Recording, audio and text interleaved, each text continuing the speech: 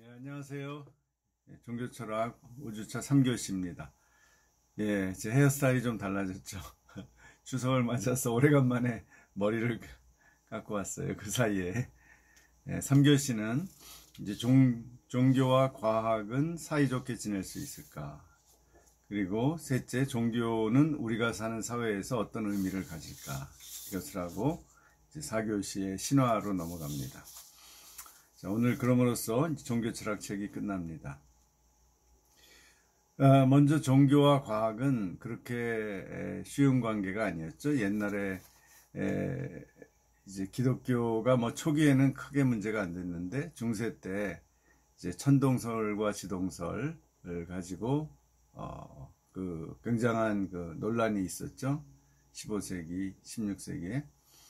그런데 이제 사실 그게 뭐 과학을 기존의 그 가톨릭 교회, 중세교회가 거부하고 새로운 과학자들, 코페르니쿠스나 갈릴레오, 뭐 이런 사람들이 과학을 옹호하고 이런 게 아니거든요.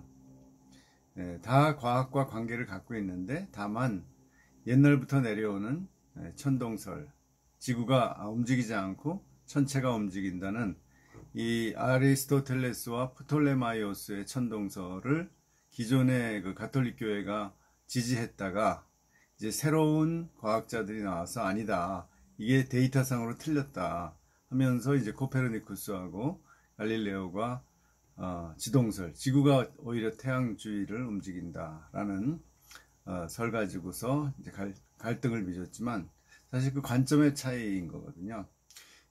갈릴레오나 코페르니쿠스 다 독실한 가톨릭 신자였고 그들은 바로 창조론, 하나님이 이 세상을 다 만들었다는 데는 동의해요. 그러니까 기본적으로 세계관이 같은데 그 안에서 어떤 시스템을 그야말로 표준이 되는 과학으로 인정할 것인가, 거기에서 이제 갈등이 있었죠. 지금하고는 좀 다릅니다. 지금은 이 과학이 얘기하는, 현대 과학이 얘기하는 우주관 또는 뭐 생명관 이런 것과 기독교의 우주관 생명관이 어떻게 차이가 나죠. 그거 가지고서 갈등을 겪는 거죠. 그래서 결국은 창조의 문제, 생명이 창조됐느냐 우연히 생겼느냐에서 창조론과 진화론이 차이가 나죠. 진화론은 신을 전제하지 않기 때문에 우연히 생겨났다고 보는 거예요. 자연환경에서 생명체, 세포가. 그래서 오늘까지 진화해 왔다 이렇게 보는 거죠. 거기에 핵심이 이제 유전자, 다윈은 유전자를 몰랐지만 20세기 들어오면서 유전자가 발견되고 그 유전자의 변이에 의해서 종이 변화한다라는 그런 이론이 현대 진화론이죠. 그래서 항상 지금도 종교와 과학 사이에 이제 갈등이 있습니다. 그래서 그 이야기를 좀 해보려고 하는데요. 사진을 좀 보면서 얘기를 합시다. 네.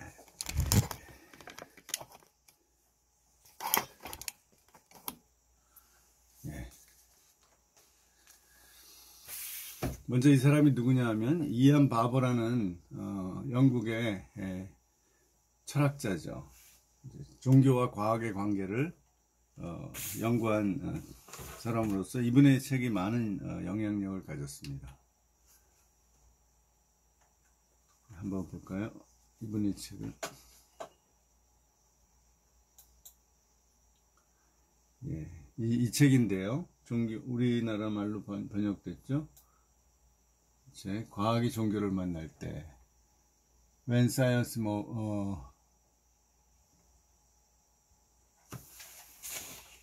Meets Religion, 뭐 또 이렇게 Science and Religion 이런 책을 많이 썼는데 이분이 여러 가지 이제 종교와 특히 기독교와의 관계에 대한 유형론을 제시를 했습니다. 그래서 이 책도 우리 교재도 이 이안 바버가 말한 네 가지의 유형으로 이렇게 설명을 하고 있습니다. 기독교와 과학 또는 종교와 과학의 관계를. 첫째, 이제 상충되는 입장이에요. 그 대표적인 사람이 바로 이 사람이죠. 이 사람이 누구냐 하면 버트란드 러셀이에요. 영국의 철학자죠. 케임브리지 대학의 철학 교수였고 반전운동 1차 대전 때 평화주의, 반전운동으로 감옥에 가기도 하고, 나중에 1950년에 책들을 많이 써서 노벨 문학상도 탔죠. 이 사람 젊을 때 모습이고, 이 사람이 1950년에 노벨 문학상을 타면서 이런 얘기를 했어요. 그때가 한국전쟁이 시작돼서 그랬는지, 여러분이 다음과 같은 질문에 대해 알고자 한다면 어떻게 해야 할까요? 한국인은 어떤 종류의 사람인가? 북한 사람과 남한 사람 사이엔 어떤 차이가 있는가? 그들 각자가 인생에서 원하는 바는 무엇인가? 그들의 불만은 무엇인가? 그들은 무엇을 희망하고 무엇을 두려워하는가? 이런 질문들 말입니다. 한마디로 말해 그들을 움직이게 하는 것이 무엇인지 알고자 한다면 정치적 사유가 인간 행동의 원천 속으로 깊이 파고 들어가야 합니다. 노벨 문학상 타면서 이런 연설을 했어요.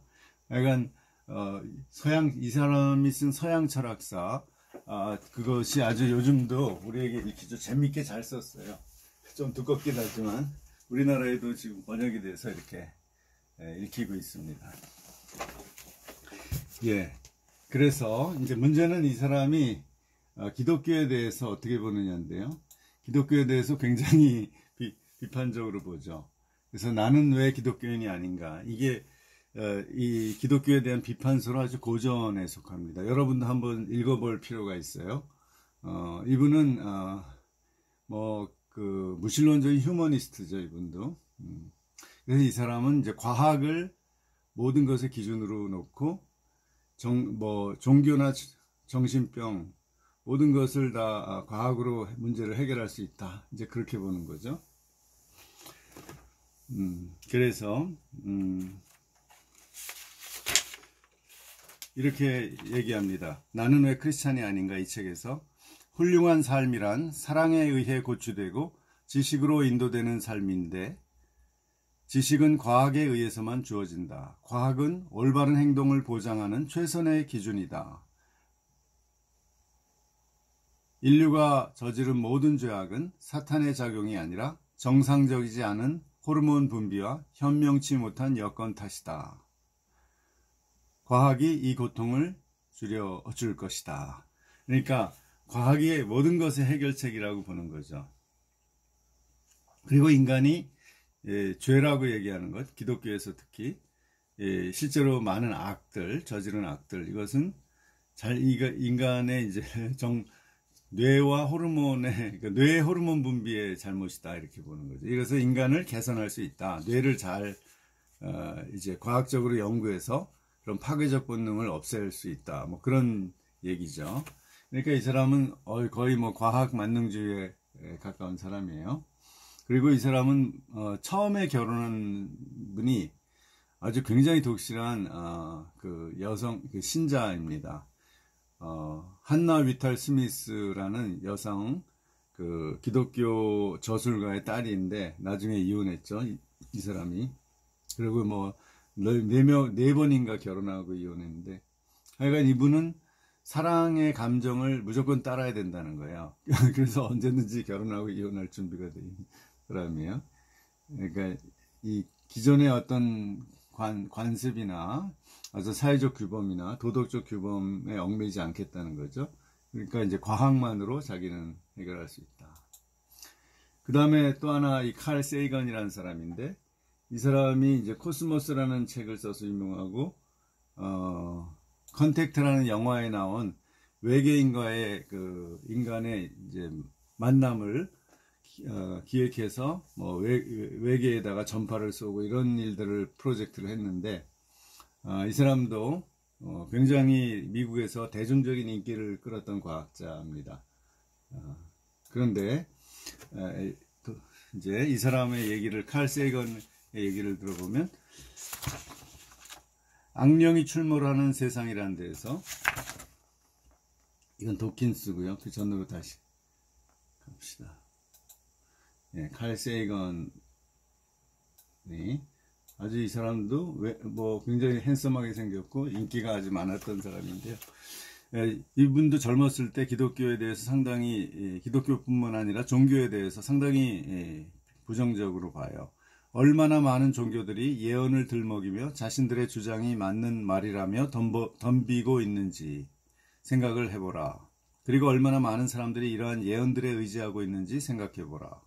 모호하고 검증되지 않은 채 그저 그들의 믿음을 지탱하려는 예언들 말이다. 예언이 정확하며 과학적 믿음이 가는 종교가 과연 있었던가 하면서 굉장히 종교에 회의적이었는데, 이분이 50대 암으로 이제 죽습니다. 그때 그 마지막으로 쓴 책에는 과학과 종교가 협력해야 된다, 이런 말을 남기고 그 글을 쓰고 이제 세상을 떠났죠. 나중에 현실적으로 보면 아무리 과학이 발달해도 종교를 없앨 수 없거든요. 그리고 없어지지 않아요. 인간은 종교를 필요로 하죠. 그걸 인정하고 우리가 같이 인류의 미래를 위해서 종교와 과학이 협력해야 된다, 이런 나중에 대화론으로 갔죠, 이 사람도. 그러나 완강하게 버티고 있는 사람이 하나 있죠. 이 사람이 도킨스입니다. 유명한 영국 옥스퍼드 대학의 이제 생물학 교수죠. 그런데 이 사람은 하여간 재기발랄하고 말도 잘하고 이렇게 대중적인 책을 많이 써서 아주 깊은 연구를 한 사람은 아니고요. 이제 이 사람 말 한번 들어보세요. 인간을 포함한 생명체는 DNA 또는 유전자에 의해 창조된 생존기계에 불과하다. 그러니까 유전자 때문에 인간은 존재하고 또 진화해 나가고, 이 어떤 인간의 삶의 목적이라는 것, 존재 목적은 유전자를 후손에게 계속 전달해서 생존하는 것이다, 이런 식으로 얘기하죠. 그래서 이제 한 번은 영국의 버스에다가 광고를 내서 신은 존재하지 않을 수 있다, 이런 식으로 광고도 하고, 재밌는 사람이에요. 근데 이분도 굉장히 그 기독교를 비판을 하는 책을 많이 썼는데, 이 책이 가장 유명하죠. 만들어진 신이라는 책, 여러분도 한번 볼 필요가 있어요. 뭐 이렇게 어렵지 않고 막 자기 주장을 막 늘어놓은 책인데, 거기서 이렇게 얘기합니다. 도킨스가 과학자로서 나는 근본주의 종교에 적대적이다. 근본주의 종교라는 것은 어떤 초자연적인 신 그리고 기적, 이런 걸 믿는 거예요. 믿는 종교죠. 그것이 과학적 탐구심을 적극적으로 꺾으려 하기 때문이다. 그것은 우리에게 마음을 바꾸지 말고 알아낼 수 있는 것들을 알려고 하지 말라고 가르친다. 그것은 과학을 전복시키고 지성을 부패시킨다. 조금 이제 일방적이죠, 도킨스는. 실제로 전미 과학자 연맹이라는 데서 그 조사를 해보니까 거기에 등록된 과학자, 미국의 과학자들의 3분의 1이 유신론자예요. 즉 기독교나 유대교 또 뭐 이슬람도 가끔 믿겠죠. 그런 신을 믿는 사람들이라는 거죠. 3분의 1이 과학자에. 그러니까 모든 과학자가 다 그렇게 무조건 지성을 포기하고 과학을 부정하고 그러지는 않는 거죠. 그런데 이분은 약간 기독교가 이제 과학과 모순되거나 갈등되는 면을 굉장히 부각시키고 있죠. 그게 이제 이런 충돌, 종교와 과학이 계속 충돌할 수밖에 없다는 모델을 이제 가진 사람들이고요. 상충 또는 충돌 모델이고, 두 번째가 이제 독립 모델인데, 독립 모델은 완전히 상관하지 말자 이거예요. 서로 상관하지 말자. 종교는 종교의 영역, 과학은 과학의 영역에서 자기 얘기만 하자. 종교는 구원 얘기만 하고 하나님 얘기만 하고, 과학하고 비교하지 말자. 뭐 빅뱅하고 연결하거나 진화론과 종교의 관계를 얘기할 필요도 없다, 이런 거죠. 거기에는 이제 그 스위스의 유명한 신학자 칼 바르트나 철학자 부버, 또 초기 비트겐슈타인, 뭐 이런 사람들 있고, 과학자 중에도 그런 사람들이 있어요. 신학자와 과학자 중에 아예 서로 관계하지 말자. 이게 이제 독립 모델이고요. 이제 세 번째, 대화 모델이 있는데, 거기에는 우리 개신교의 대부분의 교파들이 들어가고요. 개혁주의, 이 장로교도 들어갑니다. 그래서 창조론과 빅뱅 이론을 어느 정도까지는 서로 연결해서 이해할 수 있다. 대화가 가능하다는 거예요. 그리고 토마스 쿤의 패러다임 이론이 나왔죠. 그리고 그 이후에 일종의 종교도 패러다임이지만 과학도 패러다임이라 하나의 믿음의 체계에 기초한 거지, 과학은 철저하게 사실들만으로 구성되어 있지 않다는 거죠. 어떤 이론적인 틀, 전제가 있어서 그것을 바꾸지 못한다는 거죠. 지금 진화론도 그 무생물에서 생물이 생겨났다는 게 과학적으로 증명되진 않았거든요. 아무리 해도 지금 생기질 않아요. 그런데 일단 생겼다고 믿는 거죠. 이제 그런 패러다임이죠. 그러니까 이게 100% 진화론도 증명되진 않아요. 예를 들면 DNA가 어떻게 생겨났는지 어떻게 설명할 수 없거든요. 뭐 단세포에서 다세포 생물 생겨난 것도 설명할 수 없고, 여태까지 진화의 과정도 상당히 이건 추측에 기초한 모델들이지, 그리고 뭐 화석이라든지 발생학적인 근거를 들지만 그게 100% 완벽하진 않거든요. 그렇지만 이 패러다임, 진화론 패러다임에서는 진화론을 부정하면 안 되는 거죠. 그게 이제 오늘날 지배적인 표준 과학이 됐으니까. 그런데 하여간 이런 갈등을 인정하면서도 어느 정도까지는 조화할 수 있다고 그렇게 하려고 노력하는 게 이 조화 모델인데, 대표적인 신학자가 이 칼빈입니다. 이건 젊은 칼빈이고요. 젊을 때 칼빈이 쓴 이 기독교 강요가 종교개혁 시기에 가장 최고의 신학적인 저술이죠. 오늘날도 우리가 읽으면 아주 균형 있는 기독교에 대한 이해와 체계적 이해를 주면서도 굉장히 생동감이 있어요. 그냥 교리책이 아니라 그 칼빈의 신앙이나 영성이 드러나 있습니다. 그 칼빈은 이렇게 말하죠. 기독교 강요에서 2권에서 만일 우리가 물리학, 변증학, 수학 등의 학문들에서 불경건한 자들의 업적과 활동의 도움을 받기를 원하셨다면 마땅히 그런 도움을 받아들여 사용해야 할 것이다. 이런 학문들에서 하나님이 값없이 베푸신 선물을 소홀히 한다면 우리의 나태함에 대하여 공의의 형벌을 받아야 마땅할 것이다. 그러니까 기독교를 믿지 않는 사람들이 만든 과학이론, 물리학, 수학, 의학 이런 학문들을 하나님의 선물로 보는 겁니다. 그래서 그것이 100% 완전하지 않더라도 우리가 사용할 가치가 있다. 또 우리보다 더 잘 알아낼 수 있다. 그런 걸 인정한 거죠. 여러분이 이 기독교 강요와 또 이번에 라틴어에서 직역판이 나왔어요. 한번 이걸로 읽어보시기 바랍니다. 그 다음에 현대 과학자 중에 아까 3분의 1 정도가 유실론자라고 그랬죠. 근데 그 중에 요즘 대표적인 사람 중에 하나가 사실 노벨상 탄 펜지아스 이런 사람들도 기독교인이고 꽤 기독교인들이 많은데 요즘 이 게놈 지도를 완성한 프로젝트의 책임자였던 이 프랜시스 콜린스라는 사람이 무신론자였다가 기독교 신앙을 갖게 됐습니다. 그래서 이런 Language of God이라는 책을 썼는데 이 자기 신앙에 대한 이제 일종의 과학자로서의 신앙 간증서죠. 근데 바로 이 DNA가 도킨스 같으면 그것이 바로 종교하고 상관없이 과학이 예를 들어 생물학의 핵심 원리라는 거죠. 그건 종교가 들어갈 여지가 없다고 보는데 오히려 콜린스는 바로 그 DNA가 하나님의 언어다. 하나님이 이 세상을 창조하시고 생명체를 유지해가는 비밀, 언어가 거기에 들어있다. 이렇게 보는 거죠.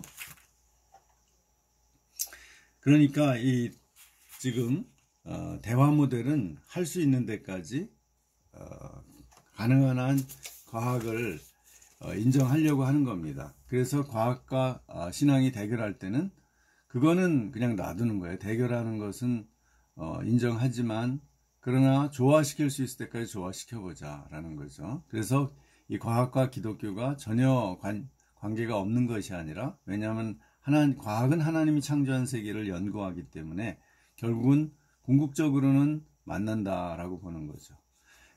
이 콜린스가 이렇게 말합니다. 이 신의 지도에서 성경의 신은 동시에 게놈의 신이다. 그 신은 예배당에서도 실험실에서도 숭배될 수 있다. 신의 창조는 웅장하고 경이로우며 섬세하고 아름답다. 그것은 싸움의 대상이 될 수 없다. 오직 불완전한 우리 인간만이 그러한 싸움을 시작한다. 그리고 오직 우리만이 그 싸움을 끝낼 수 있다. 이렇게 얘기하고 있습니다. 예, 마지막으로 통합 모델이 있는데 이거는 이제 기독교나 종교에서 기적이나 초자연적인 것을 배제하는 거죠. 뭐 불투만이라든지 예를 들면 김용옥 씨는 원래 기독교 가정에서 태어나서 자랐는데 그리고 한국신학대학까지 갔는데 이 불투만의 영향을 엄청나게 받았어요. 이 불투만은 과학과 틀리는 건 다 부정해버리고 기적 같은 것 그리고 그 실존적인 의미만을 성경에서 찾자 뭐 이렇게 주장한 사람인데 그렇게 도올 같은 사람은 그렇게 주장을 하는 거죠. 이게 이제 일종의 통합 모델이에요. 그래서 기독교가 과학하고 뭐 다를 게 없다. 그러니까 왜냐하면 과학을 무조건 다 받아들이니까 진화론도 받아들이고 빅뱅 이론도 받아들이고 현대 과학에서 인정하는 건 다 받아들이는 거예요. 그러면서 그와 모순되는 거는 기독교에서 이제 빼버리면 된다는 거죠. 그래서 좀 이것도 위험하죠. 기독교의 본질을 훼손할 수 있는 모델이죠.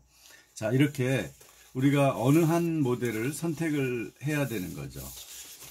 처음에 서로 대립하는 상충 모델, 두 번째 상관 안 하는 독립 모델, 세 번째 대화 모델, 네 번째 통합 모델 해서 이 넷 중에 하나를 택하는데 이제 저는 세 번째 입장이죠. 자, 그 다음에 종교와 사회에 대해서 좀 얘기를 할까요? 지금 이제 당장 뭐 우리 그 코로나 사태 때문에 기독교인들이 주축이 돼서 모이는 그 8.15 때 모이는 것이 지금 이 방역 문제하고 갈등이 됐죠. 잠깐 제 얼굴을 보고요.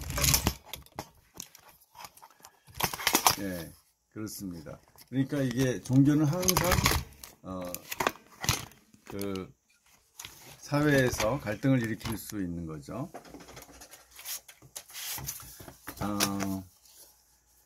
예, 그래서 이게 이제 사회적으로 종교가 영향력을 갖고 책임을 안 질 수가 없어요. 만약에 또 모였다가 이 코로나 감염이 다시 올라가면 역시 비난을 받게 돼 있고 책임을 안 질 수 없는 거죠. 예, 옛날에 신천지 대구에서 자기네들은 그냥 종교 집회를 했는데 그게 감염에 아주 근원이 됐고 그것을 빨리 밝히지 않고 감추고 이래서 반사회적인 행동을 한 게 된 거죠. 예, 이제 그런 하여튼 항상 이 종교는 옛날에 아주 뭐 백백교니 이런 굉장히 군소 신흥 종교 이런 데서도 살인 사건이 일어나면 그 안에서 뭐 사람을 죽여서 안매장하고 그런 일들이 일어났거든요. 그러면 사회 문제가 되는 거죠. 그럼 종교가 사회적으로 굉장히 하나의 그 불안 요소를 주고 사회에 악이 되는 거죠. 그래서 여러 가지 문제가 생겨납니다. 종교는 지금 현실 그 사회와의 관계에서 예를 들면 목회자는 세금을 내야 되나 또는 교회는 세금을 내야 되나 교회는 세금을 안 내요. 종교단체는. 그러나 목회자는 세금을 내야 되냐 해서 지금 내기로 돼 있는 거죠. 거기에 대해서 종교계에서는 상당히 거부 반응을 많이 보였죠. 그 다음에 교회 헌금으로 난민 구제에 쓰는 것이 바람직한가. 이거는 뭐 사람마다 다르겠지만 교회 내에서 많은 논란이 있겠죠. 그 다음에 기독교 정당은 필요한가. 이런 거. 또 기독교인이 어느 정당을 지지하는 게 과연 옳은가. 이런 거는 늘 갈등이 되는 거죠. 그 다음에 종교는 전쟁을 지지해야 하는가. 그래서 우리 기독교 내에서도 평화주의자가 있고 현실주의자가 있어요. 현실주의자는 기독교인 대다수죠. 군대를 인정하고 국가의 방위를 위해서 군대가 필요하고 이렇게 또 무기가 필요하고 그리고 군대에 우리 가야 된다 이렇게 하죠. 그러나 평화주의자들은 예수님은 칼을 들지 말라고 했다. 검을 쓰는 자는 검으로 망한다 해서 절대로 무기를 안 들려고 해요. 그래서 여호와의 증인도 있고 또 제세례파적인 아나베프티스트적인 그런 정통 기독교지만 평화주의자들은 이런 어떤 군대나 또 군 복무나 이런 데 대해서 부정적으로 보죠. 이러한 그 입장 차이가 있다는 거고요. 또 종교 단체가 교회나 성당이나 절에서 기업을 운영할 수 있는가? 그러니까 어떤 사회복지법인 이런 거 말고 영리법인을 운영할 수 있느냐? 뭐 이런 것들도 논란이 얼마든지 될 수 있죠. 여기에 대해서 이제 라이놀트 니버라는 기독교 윤리학자가 유명한데요. 이분이 이런 이제 굉장히 영향력을 크게 끼쳤는데요. 미국에서. 예, 이분입니다. 라이놀트 니버.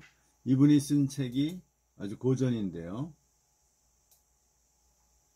도덕적 인간과 비도덕적 사회라고 해서 여러 이 고전에 들어가서 여러분이 어떤 종교와 사회 문제, 기독교와 사회 문제를 얘기할 때 이 책을 꼭 봐야 됩니다.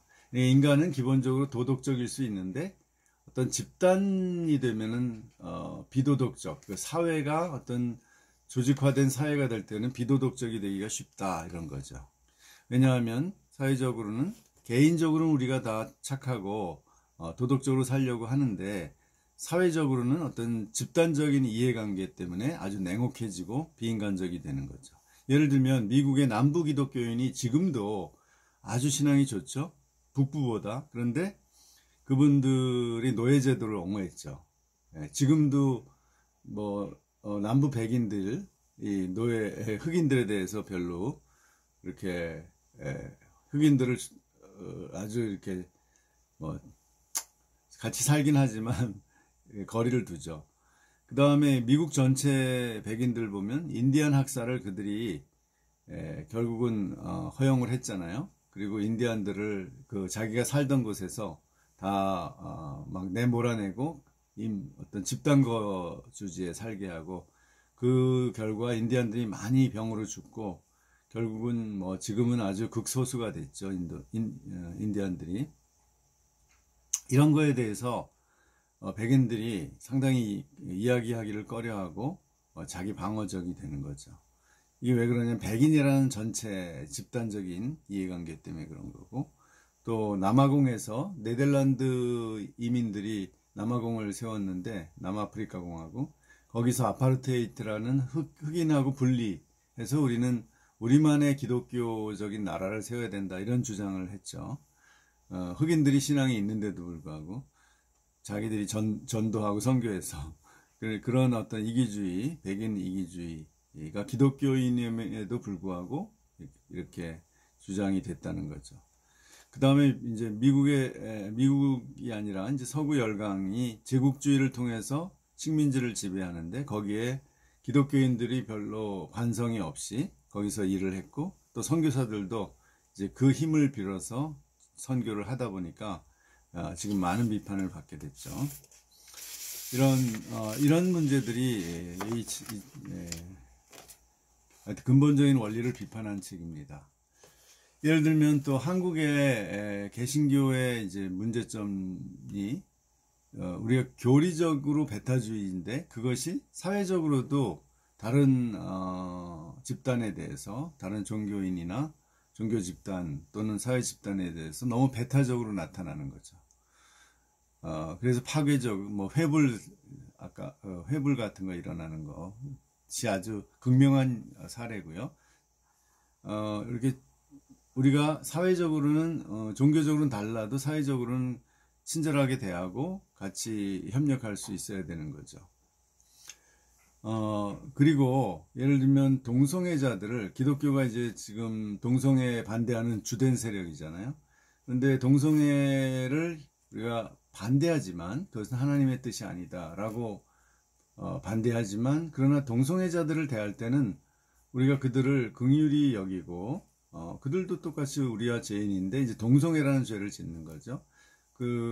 조금 그렇게 우리가 그들을 인간적으로 싫어하는 거 아니다라는 걸 보여줄 필요가 있어요.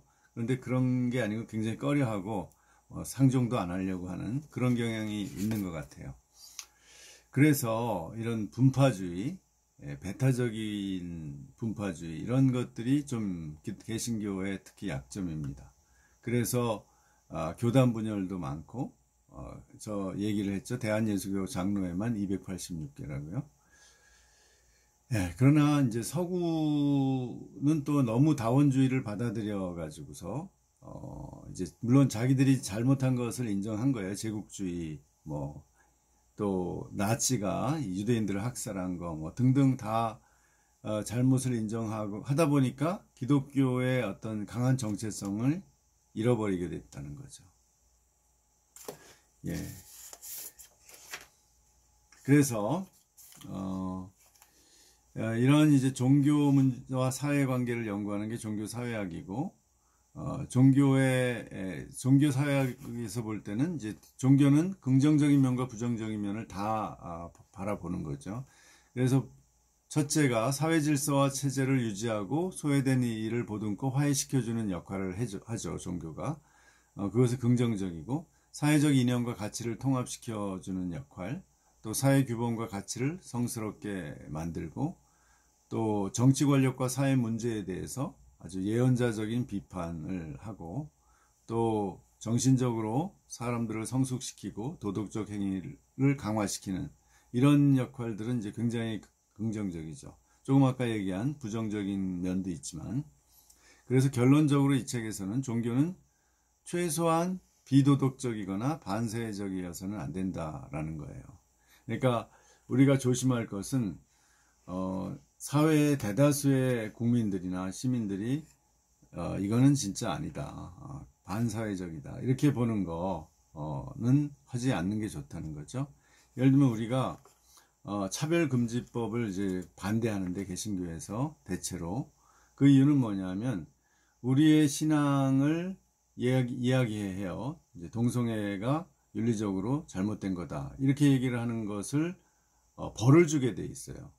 이게 사람들 차별했다고 해서. 그렇게 예를 들면 제가 수업 시간에 또는 목사님들이 설교 시간에 그러면 그걸 듣고서 나를 차별했다고 생각하는 사람이 고발을 할 수 있게 돼 있어요. 이게 이제 표현의 자유를 신앙적인 어떤 양심에 의해서 표현한 것을 탄압하는 그런 악법이 되는 거죠. 헌법에 보장된. 이제 이래서 이런 것들을 없애야 되거든요. 그런 것들을 이제 그런 조항들을 없애도록 해서 뭐 사회적 차별을 당연히 하지 말아야죠. 그러나 자기의 신앙적인 양심의 표현들을 할 수 있도록 해서 그것이 범법적인 행위가 안 되도록 이렇게 허용하는 그런 절충이 지금 필요한 거죠. 그러나 예를 들면 우리가 차별을 하겠다. 동성애자들은 우리 기독교인의 기관이나 또 교회나 어떤 기독교인이 운영하는 기업에서 다 쫓아내겠다. 이런 것은 진짜 사회적 차별이죠. 그래서 그런 것은 반사회적이에요. 하면 안 되는 거죠. 그 차이를 이해하시겠죠? 우리가 그들의 인권을 동성애자나 뭐 더 다른 어떤 특별한 어떤 성향이 있는 사람들을 우리하고 다르다고 해서 이렇게 우리가 인정하지 않는다고 해서 그 이유 하나만으로 예를 들면 해고를 시킨다든지 그렇게 할 수는 없다는 거죠. 그들이 범법을 하지 않는 한. 그러나 그것과 동성애를 기독교가 이것은 윤리적으로 잘못됐다 라고 하는 것과는 다르다는 거죠. 예, 오늘 여기까지 하겠습니다.